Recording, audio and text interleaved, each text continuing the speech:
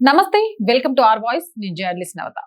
పాకిస్తాన్ మూడు ముక్కలైతే చాలా మంది పాకిస్తాన్ మూడు ముక్కలైతే బాగుండు అని కోరుకుంటున్నారు. ఇప్పటికే ఆ దేశంలో బలూచిస్తాన్ వేర్పాటువాదం, గిల్గిట్ బాల్టిస్తాన్ వద్ద వేర్పాటువాదం వినిపిస్తుంది. ఇప్పటికే బలూచిస్తాన్ స్వతంత్ర దేశంగా ప్రకటించుకుంది. అక్కడ బిఎల్ఏ ఆర్మీ పాకిస్తాన్ సైన్యంతో పోరాడుతుంది. చాలా ప్రాంతాన్ని ఇప్పటికే తన స్వాధీనంలోకి తెచ్చుకుంది. ఈ క్రమంలో పాకిస్తాన్ ముక్కలవుతుందని అందరూ భావిస్తున్నారు. అయితే ఆ దేశం ముక్కలైతే మనకు లాభమా నష్టమా? ఒకవేళ అదే జరిగితే భారత్ ఏం చేస్తుంది? ఈ వీడియో ద్వారా పూర్తి అప్డేట్స్ అందిస్తాను. ఎక్కడా స్కిప్ చేయకుండా చూడండి. పాకిస్తాన్ ముక్కలైతే మనకు లాభం కంటే నష్టమే ఎక్కువని అంటుంటారు విశ్లేషకులు.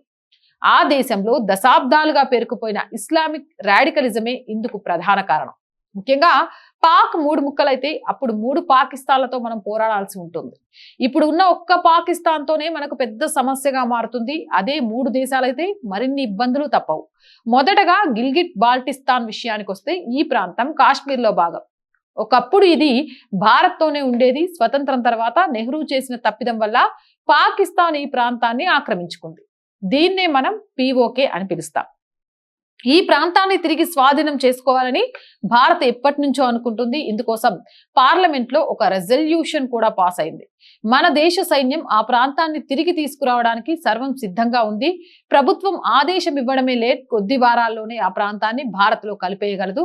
కానీ ఇక్కడ ఉన్న సమస్య అంతా అక్కడి ప్రజలే. గిల్గిట్ బాల్టిస్తాన్ లోని ప్రజలు కొన్ని దశాబ్దాలుగా రాడికలైజ్ అయి ఉన్నారు. వారంతా పాకిస్తాన్ ఉగ్రవాద భావజాలంతోనే ఉన్నారు. ఏ ఒక్కరికి భారత్ పై ప్రేమ లేదు. పిఓకేలో ప్రస్తుతం చాలా ఇబ్బందులున్నాయి. ఆ ప్రాంతం అనేక సహజ వనరులకు నెలవు. వీటిని వెలకి తీసి ఆ ప్రాంత అభివృద్ధికి ఉపయోగిస్తే ఎంతో అభివృద్ధి చెందుతుంది. కానీ పాకిస్తాన్ అలా చేయడం లేదు. అక్కడి సహజ వనరులను వెలికితీసి తద్వారా వచ్చిన నిధులను పంజాబ్ ప్రావిన్స్ కి తరలిస్తుంది. దీనివల్ల పిఓకే తీవ్రంగా నష్టపోతుంది. అక్కడి ప్రజలకు కనీస మౌలిక సదుపాయాలు, వస్తువులు కూడా అందడం లేదు. రోడ్లు, తాగునీరు, విద్య వంటి వాటిలో నిర్లక్ష్యం కనబరుస్తోంది పాకిస్తాన్ ప్రభుత్వం.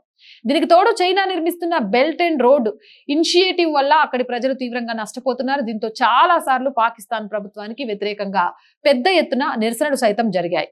ఆ నిరసనల్లో మోదీ ఫోటోలు దర్శనమిచ్చాయి. తమను భారత్ లో కలిపేసుకోవాలని అక్కడ ప్రజలు కోరారు. తాము పాకిస్తాన్ లో ఉండమని అంటున్నారు. కానీ అది చూసి భారత్ ముందడుగు వేస్తే ప్రమాదమే అంటారు నిపుణులు. అదేంటో చివర్లో చెప్తా నేను. ఇక బలూచిస్తాన్ ప్రావిన్స్ గురించి ప్రత్యేకంగా చెప్పాల్సిన అవసరం లేదు. అక్కడి ప్రజలు తీవ్ర ఇబ్బందులకు గురవుతున్నారు. పాకిస్తాన్ తీవ్ర నిర్బంధాన్ని అమలు చేస్తుంది. హక్కుల కార్యకర్తలను నిర్బంధించడం, వారిని మాయం చేయడం అక్కడ సర్వసాధారణంగా మారిపోయింది. బలూచిస్తాన్ ప్రాంతం పాకిస్తాన్ భూభాగంలో 40% ఉంటుంది. ఆ ప్రాంతం అనేక సహజ వనరులకు నెలవై ఉంది. కానీ సరిగ్గా గిల్గిట్ బాల్టిస్తాన్ లో చేసినట్లే బలూచిస్తాన్ లోను మైనింగ్ చేసి పాకిస్తాన్ ఆ నిధులను పంజాబ్ ప్రావిన్స్ కు తరలిస్తుంది. బలూచిస్తాన్ లో జనాభా చాలా తక్కువగా ఉండడం వల్ల ఆ ప్రాంత ప్రజలకు పాక్ అన్యాయం చేస్తోంది. ఆ దేశ రాజకీయాల్లో పంజాబ్ ప్రావిన్స్ ప్రభావం ఎక్కువగా ఉండడంతో నిధులన్నీ ఆ ప్రాంతానికే తరలిపోతున్నాయి. తద్వారా బలూచీలు అన్యాయానికి గురవుతున్నారు. దీనికి వ్యతిరేకంగా సాయుధ పోరాట దళం బలూచ్ లిబరేషన్ ఆర్మీ పోరాటం చేస్తుంది. పాకిస్తాన్ కి చుక్కలు చూపిస్తుంది. అక్కడి ఆర్మీపై పదే పదే దాడులకు పాల్పడి అంతం చేస్తుంది. ప్రస్తుతం బలూచిస్తాన్ ప్రావిన్స్ లో చాలా భాగం బిఎల్ఏ ఆర్మీ చేతుల్లోనే ఉంది. ఈ ఆర్మీ తమ పోరాటాలకు భారత్ మద్దతు కోరుతోంది.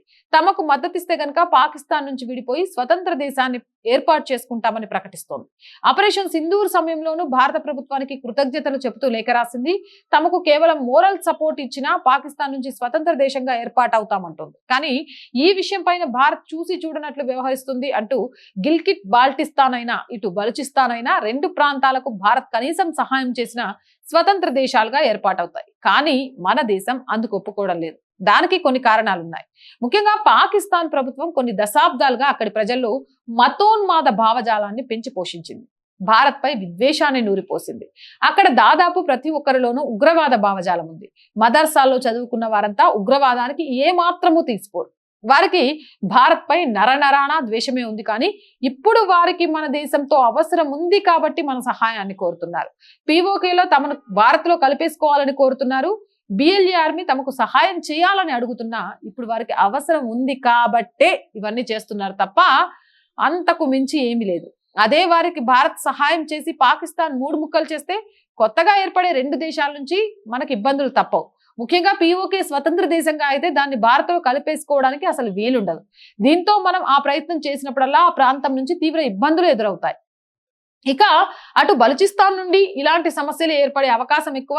అదే జరిగితే ఇప్పుడు ఒక దేశంతో పోరాడాల్సిన భారత్ అప్పుడు 3 దేశాలతో పోరాడాల్సిన పరిస్థితి ఏర్పడుతుంది. దీంతో మనకు మరిన్ని ఇబ్బందులు ఎక్కువ అవుతాయి. అందుకే భారత్ ఇప్పటి వరకు ఆ నిరసనల్లో జోక్యం చేసుకోలేదు.